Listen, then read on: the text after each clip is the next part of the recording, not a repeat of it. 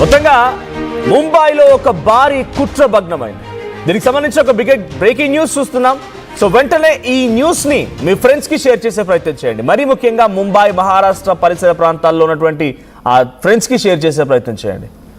మొహరం చాటున కొన్ని మందు గోళీలని, విషపు క్యాప్సూల్స్ ని పంచడానికి సిద్ధమయ్యారట కొంతమంది వ్యక్తులు. వాళ్ళని పోలీసు అదుపులోకి తీసుకున్నారు. 14,000కు పైచిలుకు క్యాప్సూల్స్. ఇక్కడ లెఫ్ట్ సైడ్ బాక్స్ మీరు చూడండి, ఆ బ్లూ కలర్ కవర్లో కనబడుతున్నటువంటి అవే ఆ క్యాప్సూల్స్. సో ఈ క్యాప్సూల్స్లో ఎలకల మందు అంట. మొహరం లక్ష్యంగా టెర్రరిస్టులు ఈ స్కెచ్ వేశారు. మొహరం రోజున చాలా అట్టహాసంగా అక్కడ సెలబ్రేషన్ జరుగుతూ ఉంటాయి. మొహరం పీర్లను పట్టుకొని వచ్చి పెద్ద ఎత్తున అక్కడ ఉత్సాహంగా అందరూ చిందులేస్తూ ఆ మహిమగల ఆ పీర్లకు సంబంధించి ఆడికి వచ్చి చిన్న చిన్న బొట్టు పెట్టడం కానీ ప్రసాదం లాంటివి జరుగుతూ ఉంటాయి. సో ఆ తరుణంలో దీన్ని ప్రసాదంగా ఇవ్వడం కోసం విషం కలిపినటువంటి క్యాప్సూల్స్ని పంపిణీ చేసేందుకు టెర్రరిస్టులు స్కెచ్ వేశారు. 14,000 విషపు క్యాప్సూల్స్. 14,000 విషపు క్యాప్సూల్స్ అంటే పూర్తిగా ఎలకల మందు, చిన్న చిన్న గుండ్రాలుగా మెడిసిన్స్ మాదిరిగానే కనబడుతూ ఉంటుంది. అటువంటి సిద్ధం చేసి అది ప్రతి పబ్లిక్కి పంచాలి. అక్కడికి వచ్చినటువంటి పబ్లిక్కి తలా ఇంత, అక్కడికి వచ్చిన వాళ్ళంతా కూడా ఒక భక్తి శ్రద్ధలతో అక్కడ ఆ మొహరం పండుగను చూడడానికో లేకపోతే అక్కడ వచ్చే వాళ్ళు ఉంటారు.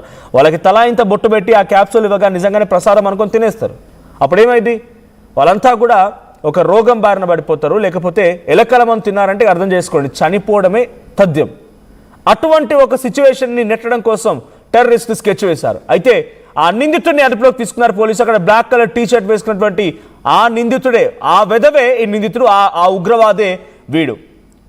సో విషగూళికల్ని మొత్తాన్ని స్వాధీనం చేసుకున్నారు. దాంట్లో జింక్ ఫాస్ఫైడ్ కలిపినటువంటి క్యాప్సూల్స్ ఉన్నాయంట. ఒకేసారి 1000 మందిని చంపేలా ప్లాన్ వేశాడు. మొహరం వేడుకల్లో ఇవి పంచేందుకు ప్రయత్నించాడు. అయితే అప్రమత్తమైన పోలీసులు పెద్ద ఎత్తున ఇది ప్రమాదంగా భావించి అక్కడ ఉన్నటువంటి సిచ్యువేషన్ని గమనించి, అనుమానాస్పదంగా ఉన్న వ్యక్తిని గమనించి ఈ విషయాన్ని ఛేదించి వారిని అదుపులోకి తీసుకున్నారు. ఉగ్ర కుట్ర కోణంలోని దర్యాప్తు ముమ్మరం చేస్తూ ఉన్నారు. సో దయచేసి అందుకే మీరు ట్రైన్లో వెళ్తున్నప్పుడైనా, లేదు మీరు ఎక్కడైనా అనుమానాస్పద స్థితిలో ఒక బస్ స్టాండ్ దగ్గర లేకుంటే ఓపెన్గా ఉన్నటువంటి సిచ్యువేషన్లు ఎక్కడైనా కూడా ఎవరైనా వచ్చి మీకు ఏ చిన్న వస్తువు ఇచ్చినా కూడా తినకండి. వాటిని కొన్ని రోజుల పాటుగా పక్కన పెట్టేయండి. కేవలం ముంబైలోనే ఇది జరిగిందనుకుంటే పొరపాటే.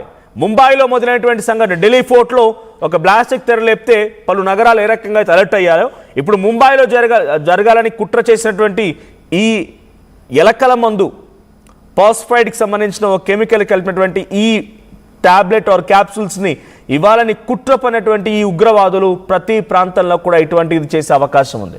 సో పోలీసు అయితే అదుపులోకి తీసుకున్నారు. 14,600 క్యాప్సూల్స్ అంటే ఎంతమందిని చంపాలనుకుని అర్థం చేసుకోండి. 14,900 క్యాప్సూల్స్, ఆ ఫాస్ఫైడ్ కలిపినటువంటి క్యాప్సూల్స్ని డీసీపీ జయంత్ మీనా అదుపులోకి తీసుకున్నారు. సో డీసీపీ జయంత్ మీనా తన పోలీసు ఉన్నతాధికారులు తర్వాత తమకున్నటువంటి పోలీస్ సిబ్బంది మొత్తాన్ని అలర్ట్ చేసి ఈ క్యాప్సూల్స్తో ఉన్నటువంటి వాటిని తీసుకున్నారు. 50 కిలోగ్రాముల జింక్ ఫాస్ఫైడ్ ఆర్డర్ చేసి ఒక్కో క్యాప్సూల్లో 1 గ్రాము ఈ యొక్క పాయిజన్ని నింపాడట. సో అంతడు గతేడాది ఇరాక్లకు వెళ్ళి వచ్చినట్టుగా దర్యాప్తులు తేలింది. ఈ ఘటన వెనుక ఉగ్ర కుట్ర కూడా ఉండి ఉంటుందనే కోణంలో పోలీసులు దర్యాప్తు చేస్తున్నారు. ఇరాక్ కూడా పోయొచ్చిండవాడు. గతంలో ఇరాక్ పోయి వచ్చి అక్కడి నుంచి కొంత ఈ విషపు కెమికల్ని తీసుకొచ్చి ఆ క్యాప్సూల్ మాదిరిగా మార్చి ఆ మొహరం పండుగ రోజు అందరికీ ఇవ్వాలని ఆలోచన చేశాడు. అంటే ఎంత బిగ్గెస్ట్ స్కెచ్ అర్థం చేసుకోండి. సో అందుకే వెంటనే మీ ఫ్రెండ్స్ అందరికీ షేర్ చేయండి ఈ లైవ్ లింక్ని. ఎందుకంటే బయట ఏది ఇచ్చినా కూడా ఇప్పుడు ప్రమాదం అని భావించండి. ఢిల్లీ రెడ్ ఫోర్ట్ దగ్గర ఒక బ్లాస్ట్ జరిగిన తర్వాత దాని ఉగ్ర లింకులు ఎక్కడి వరకు వచ్చాయి? హైదరాబాద్ వరకు చేరుకున్నాయి. హైదరాబాద్లో వ్యక్తి రెజిన్ కూడా తయారు చేశాడు వెజిటేబుల్స్లో కలపడానికి, నీళ్ళలో కలపడానికి. అప్పుడు ఏమవుతుంది, స్లోగా పాయిజన్ అయిపోయి మనుషులందరూ చచ్చిపోవడానికి ఒక స్కెచ్ అది, మనుషులను చంపేయడానికి స్కెచ్ అది, రెజిన్ అనేటువంటి ఒక పాయిజన్ తయారు చేసి. అదే మాదిరిగా ఇప్పుడు ముంబైలో మన పక్క రాష్ట్రం మహారాష్ట్ర సంబంధించినటువంటి రాజధాని ముంబైలోనే ఇటువంటి ఘటన జరిగింది అంటే దీని లింకులు, దీని యొక్క కుట్రలు ఇంకెక్కడి వరకు జరిగి ఉంటే అర్థం చేసుకోండి. అందుకే బయట ఎవరు ఏమి ఇచ్చినా తినకండి. అనుమానాస్పదంగా అనిపిస్తే డెఫినెట్గా పోలీసులకు సమాచారం ఇవ్వండి. 14,900 ఆ విషపు గూలికల్ని, ఆ క్యాప్సూల్స్ని పంచడానికి స్కెచ్ వేసినటువంటి ఈ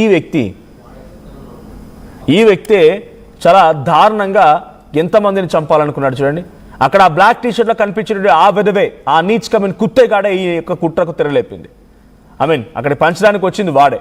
కానీ వీడి వెనుక ఎవరున్నారనే కోణంలో పోలీసు దర్యాప్తు చేపడుతున్నారు.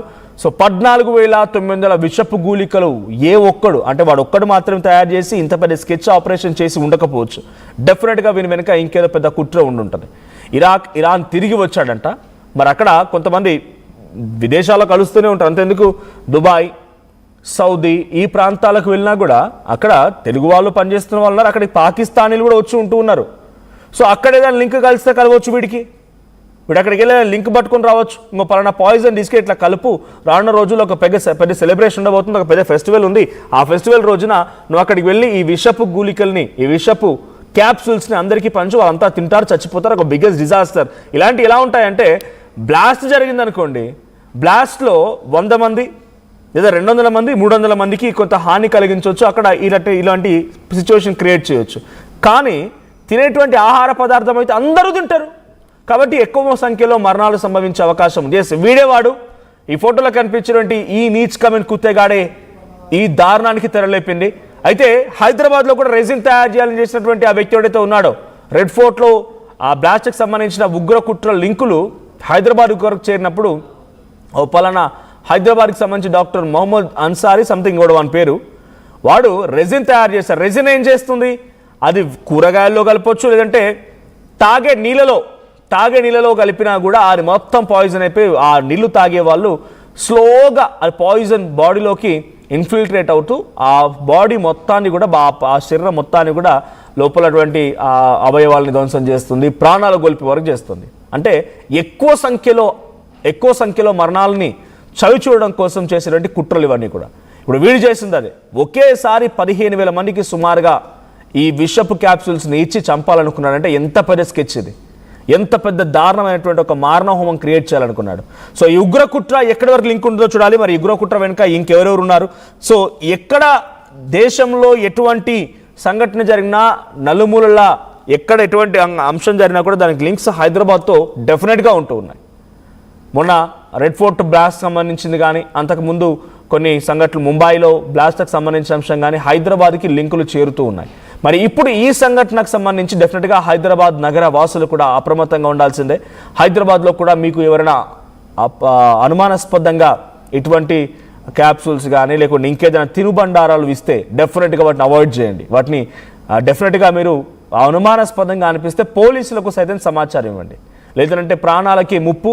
సో ఇటువంటి కుట్రలకి, పిచ్చి వేషాలకి కొంతమంది వెధవలు వేస్తున్నటువంటి ఈ పన్నాగంతో, ఉగ్రవాదుల యొక్క పన్నాగంతో చాలా పెద్ద ఎత్తున భారీ ప్రాణ నష్టం వాటిల్లో అవకాశం ఉంది. సో ప్రతి సందర్భంలో కూడా ఆపరేషన్ సింధూర్ తర్వాత నుంచి ఆర్టీవీ పదే మీకు చెప్తోంది ఒకటే, ఆపరేషన్ సింధూర్లో పాకిస్తాన్ పూర్తిగా కుప్పకూలిపోయింది, మోకరిల్లిపోయింది, ఎటువంటి ఆప్షన్ కూడా లేదు. ఇప్పుడు సింధు జలాలు నీళ్ళు రాకపోవడంతో అల్లాడిపోతున్నారు, ఏకంగా చరిత్రనే మారుస్తున్నారు. ఏమంటున్నారు? గౌతమ్ బుద్ధుడు మావాడు, ఇక్కడ పుట్టినవాడు, సో వాళ్ళ వారసులుగా మాకే ఈ సింధు జలాలు చెందుతాయి. ఇలాంటి కొత్త స్కెచ్లకి, పన్నాగాలకి సింధు జలాల నీటి కోసం స్కెచ్ వేస్తోంది పాకిస్తాన్. ఎలాగైనా సరే ఆ సింధు జలాల నీళ్లు మాకు వస్తేనే వాళ్ళకి అక్కడ బతుకుదెరు. పంజాబ్ ప్రావిన్స్ కానీ, సింధు ప్రావిన్స్ కానీ, అక్కడ ఆ ప్రాంతం అంతా ఎడారిగా మారకుండా ఉండాలంటే సింధు జలాల నీళ్లు మాత్రం వాళ్ళకు కావాల్సిందే. ఇప్పుడు ఆపరేషన్ సింధూర్లో భాగంగా అంతకంటే ముందే మన పహల్గామ్ ఉగ్రదాడి ఘటన తర్వాత నుంచి నీళ్ళని ఒక్క చుక్కను కూడా వదిలిపెట్టకుండా, అంటే ఎగ్దమ్ ఒకసారి మొత్తం హోల్డ్ చేయలేదు. సో అలా అని చెప్పి